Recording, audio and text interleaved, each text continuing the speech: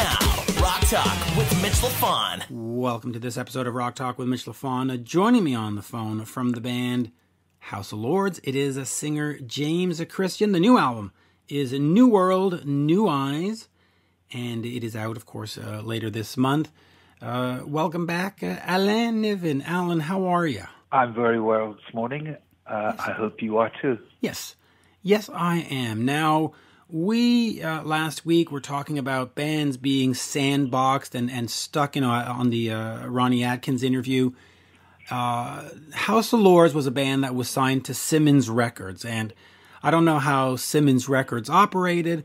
I'm assuming Gene was hands-on and took care of stuff, but for you, with some of your bands, how, was Great White ever sandboxed? Were they ever the toy of some record executive, and you had mentioned something last week about Pebbles on a Beach, Doug Morris or something like that. Were Great White? Doug Morris, who ran Atlantic. What was that comment? Yeah, was Doug? Not Doug. Was Great White a pebble on a beach, or because I've always listened to their music and they are successful, but I always thought they should have been more successful because I don't think they ever were an arena act in Canada, at least, certainly not. Well, we hit the wall a couple of times. Politically. The first time was in 1984 when the band was signed to EMI USA, which was run by a guy called Rupert Perry, and the A&R guy was a guy called Gary Gersh. And I managed to build up a certain amount of excitement around the band to the point where after a legendary night at the Troubadour, where people were literally 6 and 7 deep around Doheny trying to get in, and the place is already packed, we ended up getting 8 written offers from record labels, which was virtually unheard of. Now, the first observation I'd make was obviously I was a greenhorn and should not have allowed the attorney for the band to go out there and solicit that many. We only needed 2 or 3 offers, tops. So there was a case of the lawyer using the power of the band and the inexperience of the manager to get his own back on some people and use the band as a negotiating pawn. We were advised that Gary Gersh was somebody that we should go with. So we went with Gary Gersh. And I'm not revealing that much here to say that he's one of the individuals in my life whose name became a verb. In other words, people in Los Angeles would look at you and say, "Have you been Gershed yet?" Which meant being screwed over. And in Gary's case, he had the feather in his cap of being the band that signed, of being the label rather, that signed Great White over 7 other labels, which was a feather in his cap. He's doing his job.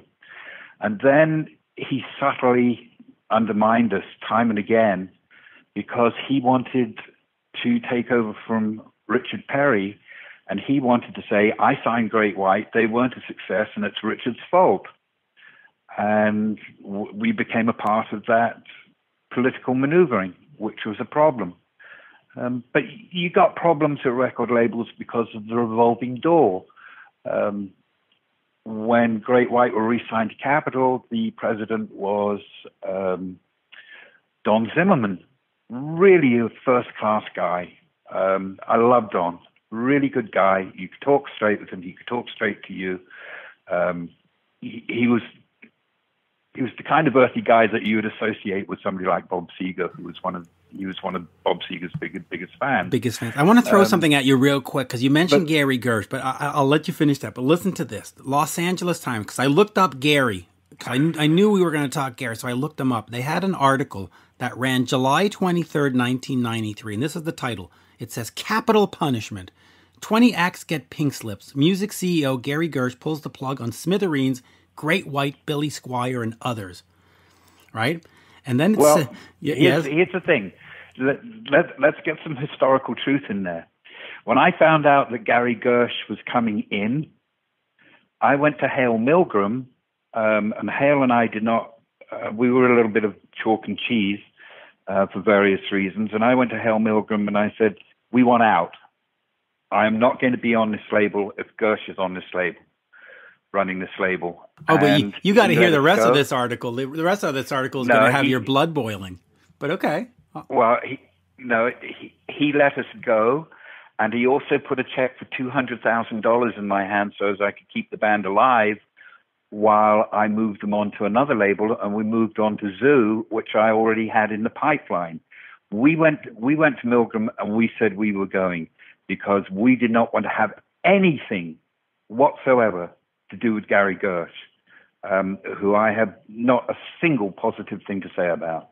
All right, because I am going to read this. It says, the long-rumored roster slashing is the latest step in a multi-million-dollar plan to energize the Thorn EMI label.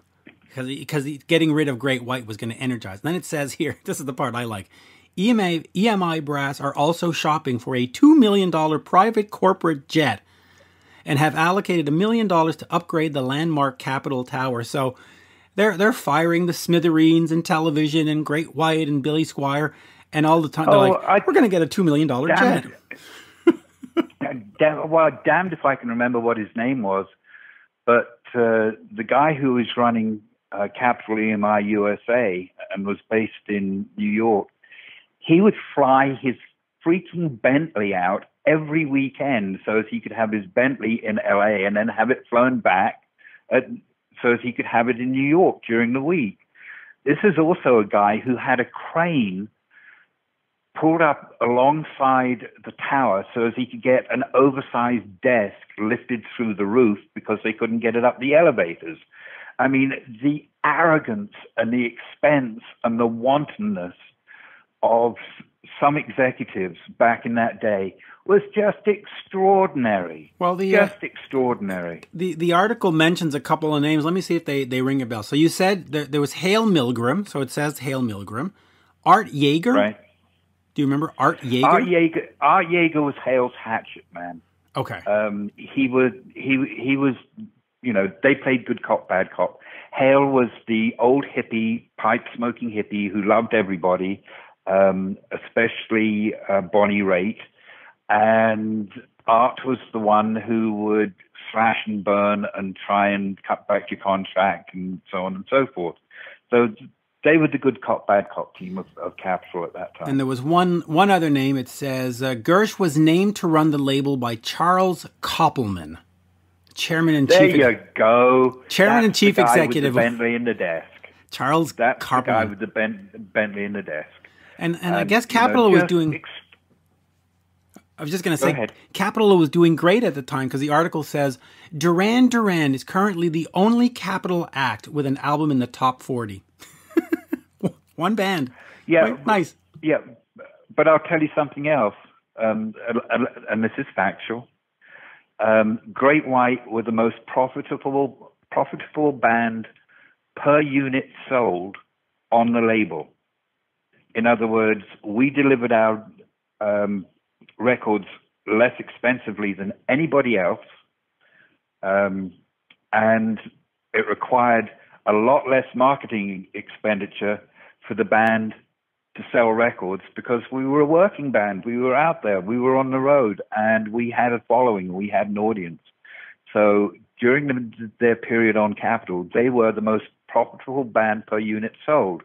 So I don't know what sort of energies they're talking about, but the one piece of energy I will give you is, here's the fact.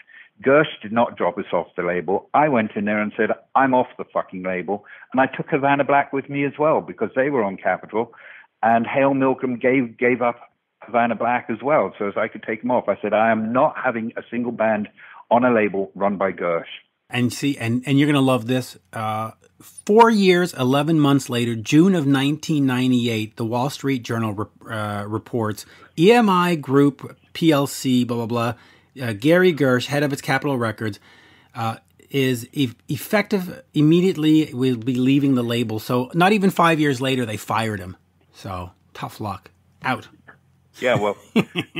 there's your great energy. But, you know, that's Koppelman being unaware of what happened between Gersh and Rupert Perry. And Rupert Perry, he's an English guy. He was from London. He was a really good executive too. He, you know, the likes of him and Zimmerman were what made Capitol strong in that 80s period. And it was the professional corporate climbers who come in with their ambition before all else. And, you know, that's anathema to me, because every single decision that I made was in the interest of my band, not myself. I went up and fought against David Geffen and went nose to nose with David Geffen when other people were terrified of him. But that was my responsibility to look after my act. I think it's a fairly well-known fact that I was the only manager who ever got David to renegotiate an extant contract. And that went against my relationship with Geffen. And there were an awful lot of people who were more interested in their relationship with Geffen and what he might do for them in their careers than they were in looking after their bands. But my attitude was, I'm here to look after my band. So all my decisions are going to be based on that. And if that means I'm going to go and fight one of the meanest motherfuckers in the valley, then I'm going to go and fight one of the meanest motherfuckers in the valley. As you should. And by the way... And we had our screaming matches, Geffen and I. I remember clearly one day I was walking into Geffen, he was coming down the bending staircase, and we were going to pass each other. And as we got level, he pushed me against the wall, put his face about 2.5 inches off mine, and said, "When am I going to get my fucking record?" Meaning, use your illusions. And I looked at him and I said, "When it's fucking ready, David." And he stared at me for a moment and then walked off. And, you know, my immediate thought was, this guy can destroy me. He can bury me. He has that power in this town. But I think in that moment he realized, we're only here at this moment because of me being the manager of the band up to this point. I've delivered for you so far. I'll deliver for you again. But you've got to deliver for me too. Yep. And by the way, the day that Gersh was hired, the Associated Press described him this way. Gersh broke into the record business as an employee in the Capitol Records mailroom. So he was the guy delivering the mail to the people, and he made it all the way up. Well, that's how David Geffen started. He was in the mailroom at William Morris. Now, but Gersh worked at Geffen Records as vice president for artists and repertoire. So was that where the... Do you know why Geffen didn't fire him? The only two people who were really successful there were Kolodner and Tom Zutaut. And Gary hadn't signed anything of any note whatsoever. And he finally got lucky because he got turned on to this kid from Seattle who are opening for one of his lesser acts, Sonic Youth. And they went in there and they said, "You need to look at this guy." And Gary signed this kid from Seattle. And that was his only hit on Geffen. And it wasn't something he, quote unquote, discovered. It was somebody coming into his office and saying, "You really need to look at this guy." So he signed him and he got lucky. And it was a small deal. I think you'll find that the original Nirvana Geffen record was a very small budget. They weren't expecting anything out of Nirvana much. And just before we get over to James Christian, I just want to let fans know that as I was doing the wonderful interview with James, the city crews, they sent out 3 crews to cut trees to the north, south, and west of me. So as I'm talking, you hear a little sort of chainsaw buzzing in the back. Not distracting at all, but I just want to let you know before you get into it. And Alan, I will finish on this with Mr. Gersh. In the Associated Press story, and you're going to love this, it says, with the hiring of Mr. Gersh, Capitol hopes to broaden its luster and help reestablish it as the premier record company in the business. And of course, 5 years later. You must love that, right? Did he broaden its luster? Did he what? Did he broaden its luster? No, he didn't broaden its luster, and Gary went back to sort of semi-obscurity. His brother has done well running an agency, the Gersh Agency, placing actors in movies and TVs and stuff. But no, Gary's not on my Christmas list for Christmas cards, I'm afraid to say. I'm afraid to say. Yeah, I'm afraid that I'm not a huge fan. Anyway, on that, let us get over to James Christian. House of Lords has a new album, and here is the one, the only, James Christian. We are speaking with House of Lords, James Christian. The new album, New World, New Eyes, is out soon. James, as we say, bonjour. How are you? Bonjour to you. I'm doing very well. Being quarantined has not been much of a difference for me because I'm pretty much in the house every day, all day long anyway. Yeah, kind of like me. I live in a little village of 600 people, and they're like, "Oh, how's quarantine for you?" And I'm like, "It's pretty much exactly like it was 2 months ago. I deal with the squirrels and the raccoons, and That's great. Yeah. Anyway, let us talk this new album. So first of all, the album was supposed to be released in early May, and it got postponed. Let us talk about that. In terms of a strategy, there are some bands and some artists that feel we've got a captive audience, let's give them the music, and they will sit and digest it all day. And others have said, let's wait.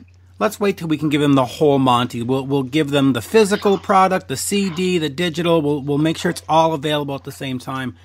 Right. Talk about your decision, and I know a lot of it is spurred by the record company, but talk about this decision, and is it a good thing to wait, or should it have come out? I mean, there wasn't really much. I think a 30-day window of postponement isn't that big of a deal for people. And number one, that's the first thing. And number two is we didn't even get to do the video yet. I was supposed to go in like the day before all of this happened. And then they shut down the studios at the video facility where I was going to film. So we have no video either to promote the record. So it kind of made sense to just wait till everything kind of calmed down and let us put everything out. I think it's probably the best idea. It really is the best idea. So talk to me about the album musically. In terms of, you go back to the first couple of albums, just absolute great stuff. What in terms are you trying to say on this one? Do you have a House of Lords classic sounds that you want to ascribe to, or do you push boundaries at this point? I think you push boundaries. I mean, the safe thing to do is just keep replicating what was successful. But I just don't think that musically advances you in any way, shape, or form. I've taken many chances, and I've caught shit for it from a lot of people. People that said, "Wow, I really like Demons Down. Why don't you do more like that?" I mean, that's easy to say, kind of difficult to do. You get a chance at it once, you write it, you record it, you go, that was then. What do I have now to offer? So on this particular album, New World, New Eyes, to me, it was about songs. I wanted to go back to the basics of songs, not long, drawn-out album cuts where you have 7 minutes to make a statement. I wanted it to be 3.5 minutes, and that's the hardest thing to do, is make a great song in 3.5 minutes as opposed to taking 6 or 7 minutes to do it. So this song is full of songs. If I were to say in 1980 we recorded this album, we would have 6 singles on it. And that's the way I approached it. I approached it with, again, Mark Spiro was my songwriting partner on this particular album, along with Jimmy, obviously, doing all his musical tracks. But we took it in that direction. I just wanted great songs, and I think that's what we accomplished. In terms of getting great songs, what makes a great song in this day and age? I mean, is it in terms of lyrical content? Is it musical content? Is it length? How do you define a great song? It's not length, definitely not length. But it's nice when you can get your point across in such a short time that somebody goes, "I got to hear that again." So I think the combination has to be all of the above, which is musical It has to have hooks, and it has to have a great lyric and a great message. Now, when I say great, I don't mean that everything we do is great. I just mean, to me, that's what it has to have. So I have to believe in it that much in order to start recording and saying, I'm going to do this, and I'm going to put my name behind it, and I'll take whatever comes. So I feel that way on this record, that everything stands up. There are a couple of songs that are out of that mold a little bit, just a little bit. But for the most part, I would say 8 to 10 of those songs fit in that category. Now, in terms of getting this to the fans, we can't have shows just yet, but how important is the live show to promote and have it as a vehicle for an album and get out there and say to the fans, listen, we're not just the old stuff. We're not just House of Lords. We're not just these old things. Mm-hmm. We're a new band, and it's important to get out there. It's incredibly important, especially in the USA. Which is not the easiest thing to do in today's market. I mean, if you're talking about Europe, we can get there anytime we want, and we can, play in front of people, and they know our material, they know our records. Most of the people in the U.S. are really fans of the first 3 records, and they're kind of surprised to know that there's other albums available. But when we go and do shows in the States, we did one in Chicago, maybe about a year ago, 2 or 3 of them rather, with what's that band? Sweet, and it was a great combination band. The both of us together worked well. But the people there were they were looking for Love Don't Lie, Pleasure Palace, and Can't Find My Way Home, and those songs. And they were surprised to hear other stuff. Maybe we made new fans that way, but it is important to be out there and let people know what you're doing. It really is. And now, of course, you've got guitarist Jimi Bell, who's gone and joined Autograph. What does that mean for House of Lords? Is he going to be doing sort of a two-timer like Kiss would say? Or do you at some point think, well, we might have to get a full-time guy? Well, I think, I've been thinking about it now for, a few months because I've had the time. The record is done, and obviously Jimmy's part of that record. What goes forward? It's really, I have to really think this out, think this through. Where do I go from here with the next move? Because obviously, Jimmy's contributions to House of Lords from the point he started to up to now has been very valuable, as is BJ's as a drummer. These have been my guys for the past 10, 12, 13 years, I guess. So, and you got to understand the market today. I understand why they have to do this. It's not like I don't. I understand it completely, 100%. I just have to look out for the brand that I have and figure out what I want to do next. Do I want to do a reunion? That's always been thought about and talked about. With you guys, I've been called by many people to put together the original band. Will I do it now? I don't know. I still have to talk to the other guys to see if that's something they're interested in doing. Well, all right. That gives me pause for a lot of questions. All right, let's talk about this thing you said about the original band. Do you get, Chuck Wright is there, and Ken is touring with somebody as well. Do you get that classic lineup, and then do you contact Greg and get him to come back to the fold, and how willing would he be to come back to the fold, you think? Well, Greg? Yeah.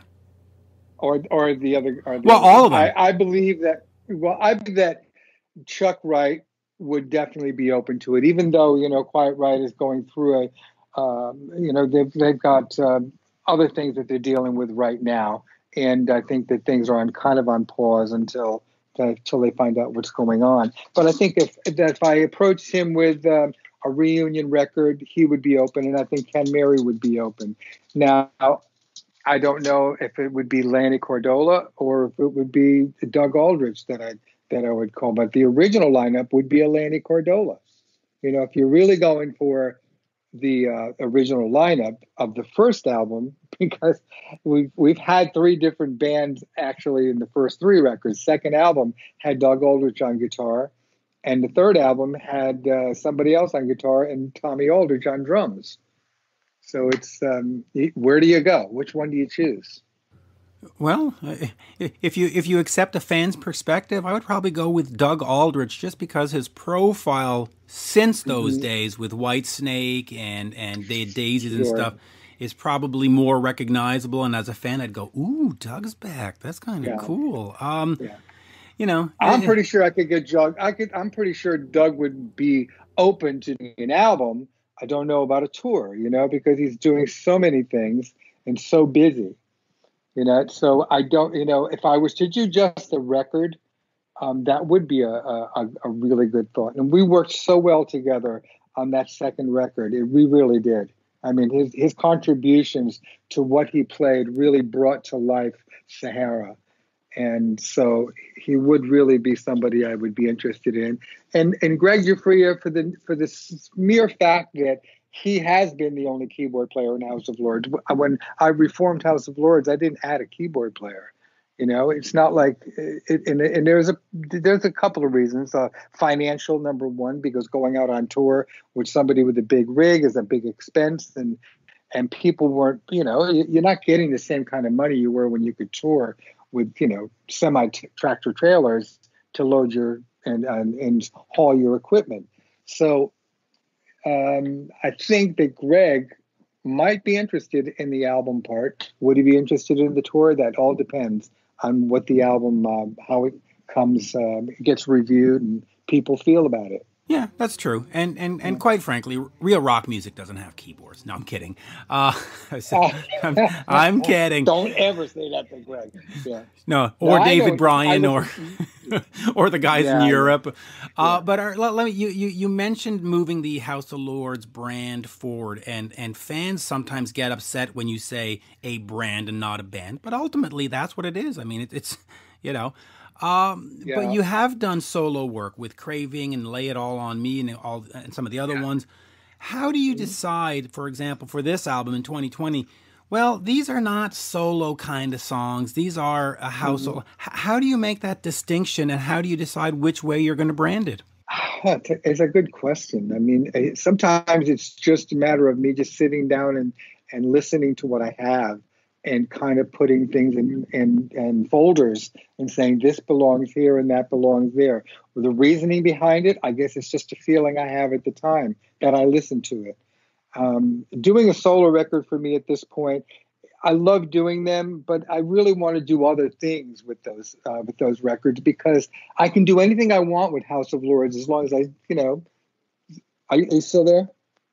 Yes. Hello? Yes, I am still here, and as we said, because the city has decided to cut trees around us, and you can hear those wonderful chainsaws in the back. I put myself on mute while you answer. Well, the reason why there's somebody beeping me, and Patrick Johansson, who's working with me now on drums. So he's beeping me, and I guess because of the video we're shooting on Saturday, so he probably has some questions, but that can wait. I really, you know, separating the two, for me, I got to really think that I can do what I want with these songs and not have to worry about how it's going to go over with House of Lords fans. You know, sometimes when you start doing that and you start analyzing what the fans are going to think, they're 50-50 on most of the stuff you do anyway. So somebody's going to be pissed off. I mean, if I've ever looked at a review on an album and I said, this one, I know I've got, you know, a lot of stuff that the fans will like. And yes, there'll be 50% that like it, and then 50% that go, I wish there were more keyboards, or I wish they did that. So no fan is asking for more keyboards. None. Oh my God, that's so funny. Listen, I like my rock with a 4-piece, and you know, but I do appreciate a good keyboard. I love Bon Jovi, so there you go. But so let me quickly ask you. You know, listen, David Bryan does a good job. You know, but if you were starting to stick keyboards on AC/DC, we might have to have a chat. Yeah, it doesn't work. Yeah, we'll have a chat about that. Real quick, some of the old stuff. You worked with Andy Johns. Now, Andy Johns is not just a producer. He was one of these mega producers of the day. What was that experience like? Because every time I ask a band who's worked with Andy, I never hear one of these, oh, he was awful, oh, he was addicted. It's always about how much he loved the music and loved the band and tried to make the band sound as good as the band could sound. So what was your experience with Andy Johns? Well, for me, I was intimidated from day one, only because that was my first band, my first major act. Was House of Lords. So I went into the studio and I knew who this guy was. I grew up with what he did. So the first day in the studio was a little intimidating, just the way he was talking to me about things, how we were going to approach doing the vocals, how he liked to do them, and which meaning that he likes to catch, full performances and as far as he did with me anyway, full performances and maybe if there was something missing, we would punch it in and stuff like that, rather than doing 5 or 6 vocals and comping them, which is something that, I thought everybody did. But in this case, he wanted, so that album I had to do with him in 7 days. I had 7 days to do 10 songs, 11 songs. I can't remember what it was. And he did a lot of talking. In other words, I would do a take and then he'd be on the mic telling me a story. And after a while, I remember saying to him, Andy, I'm losing my Mac Daddy, if you want to call it that, whatever. I was in a groove and I wanted to keep it there. And he came out and he kind of got me in a headlock and said, now listen, dude, I've been doing this for 20 years and you have to listen to what I say. And he was only joking with me, but I remember the headlock. So I think that after the session was done, after the album was released, and I listened, and I thought he captured the best of what I could do, what I had to offer, and there was a lot of live moments in there. So I have no complaints that way. As far as a man and a good friend, he became a good friend. We spent many times at his house in up in the hills, the Hollywood Hills, and it was just a great relationship. I wish he had done the second and third record, but something happened, and I really don't like to talk about that. But other than that, to me, he was amazing to work with. He really was. Now, as I battle these chainsaws in the back, I want to ask you about Can't Find My Way Home, because there are some bands, when you listen to the Beatles Twist and Shout and stuff, where they are covers and you go, yeah, but that's the actual version. That's the one that people know and love. And I feel that way about the House of Lords, Can't Find My Way Home. How did that song come to you? Did the producer come to you and say, dudes, we need you to make a cover song, so you're going to do this one? Was it just a song you loved forever? And how important was it in the band's career after all? I think it was very important in the band's career. Absolutely, hands down. It happened. We had finished doing the first album. We started writing the second album, and Doug and I were in the studio. We had a small rehearsal studio and an Akai 12-track in there. I brought Doug in, and I remember mentioning to him, I love this song, always loved it, but we would have to do something different with it. We couldn't start and end acoustically, so maybe we should do something Zeppelin-like in the second section, and that's where Doug came in and came up with that descending chord pattern thing that goes down. I put a vocal on it, and we presented it to the band. They loved it. They absolutely loved it. And then, so we had the song. We knew what we wanted. The record company said, no problem. We love it. We're going to use this song. But they didn't want to use it as the lead off track. They wanted to use something completely different. And that's where Gene stepped in, said, nope, this is where you got it. You guys have to release this first, as the first song from Sahara.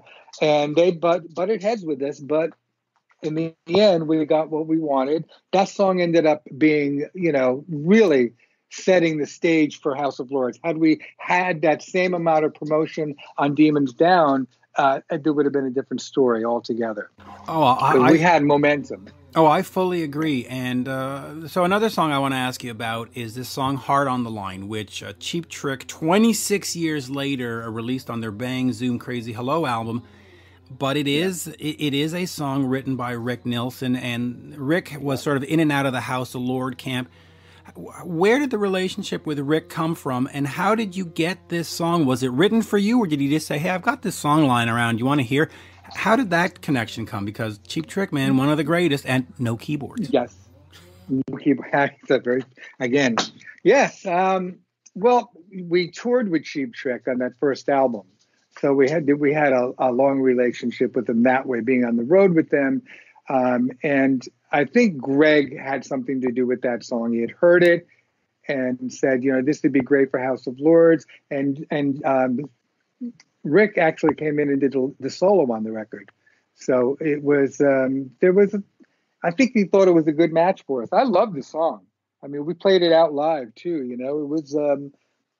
It wasn't my favorite of all the songs we did by far. I mean, I had other songs that were my favorites, but I did love the song. It's a fantastic, fantastic song. Let me just get over here quickly to Gene. Now, you just mentioned that Gene was essential in getting that song out, and it was his suggestion that, no, we've got to go with this. But in terms of a record company guy and being on the Simmons record, was it just sort of a storefront and every so often Gene would show up, or was he very active in guiding bands and guiding House of Lords? Let me put it this way. On the first album I did, he was in that booth with the vocal booth with me when I was doing Under Blue Skies. And it was basically just because it was a little different than stuff I've done, but he was giving me pointers on what to do. And I think at the end, what he helped me with, was a help. It wasn't like he was, a hinder. And no, he was hands down on the first album and the second album. On the third album, he was not. But the first two, absolutely. He took me on promotional tours because I was the only guy in the band that didn't have a name. So for 2 weeks, I went out on promotional tours with just him. So we would go to different places, radio stations. We went to the House of Lords beauty salon in Toronto, Canada. And just because it was House of Lords, and it made a name, it started generating, this is James Christian. And he did the same thing on MTV, literally introduced me to MTV that way. And then they had a little special about House of Lords and played the debut single, which was I Want to Be Loved, and talked about me. So I mean, he was great. Yeah, you got to love Gene. In terms of the importance of new music, let me ask you that, because you do, of course, have New World, New Eyes, which is coming out in June, delayed only by 30 days. How important is it for a band like yourself to produce and have new music? Because you could, of course, just go out on a classic rock package, go to the M3 festival, throw your name out on a marquee and say House of Lords, and fans will show up because you have a pedigree. Right. Is it important to actually be creative and make new music? Or can you just say, forget it, this is the last album you're going to get, and after that you'll get our 15 greatest and just enjoy it? Well, personally, I feel that it is important to have new music if you're in a band. But to be honest with you, most of the places want the first three albums, Can't Find My Way Home, Love Don't Lie. They have their list of songs, I Want to Be Loved, that they want to hear. We can't ever break that. I mean, because that was so heavily publicized when it was released, that these other releases that we do now have more of a limited release as far as who gets to hear it. Europe gets to hear them all because they buy, I would say, 90% of our records. So when we go to Europe, they know every single other album that we have and every song that's on it. And we come to the States, they don't really. So you really have, it depends on where you are. We were just in Japan 3 years ago. We played at the Loud Park. And they really knew the earlier material, not so much the older material. I mean, when I say early, the earlier material, the first three albums. And they knew a few of the songs from the other albums, but mostly we got that gig because of what we did in the past, not what we did in the present. In the present. Well, yeah. Hey, listen, that's the importance of branding, and I'll finish on this as I continue to battle these chainsaws in the background. But the live in the UK House of Lords album with the band the reunion lineup in 2005. How did that sort of reunion come about, and why didn't it go forward in the years following that? Well, the one reason was an album that we released called Power and the Myth, which was a real serious departure from anything we've ever done. And I don't put blame on anyone, you know. And I had nothing really to write on the record. They came to me with the record. I didn't think it was really House of Lords, but you know, the guys in the band wanted to do it, separate from Greg Giuffria. So we did that record, and it didn't do well. It did not do well at all. So Serafino at Frontiers was very upset, and he really wanted a House of Lords record. That's why he signed it. He signed because he wanted House of Lords. So he asked me, do you think that you can create what House of Lords was doing on the first 3 records? And I said, yes, I can, but probably not with the people that we have, because they're not going to want to take those steps to do that. So that's how the new House of Lords got put together, and we put together World Upside Down. And Serafino was a very happy record exec, and that was the start of a really nice relationship to do more records. Yeah, and by the way, the only thing I remember about Power in the Myth is the actual album cover. I don't remember any of the songs, but I do remember the songs on World Upside Down. So I guess both you and Serafino were right, because some are memorable, you know. Listen. Yeah, I listen. The musicianship Power in the Myth is great. They didn't give me much to sing on, so it was like, you know, nothing was in my key. Nobody was going to be re-recording it. And I just, you know, I think an alternative singer would have done a better job on those songs than I could, because I suck at alternative.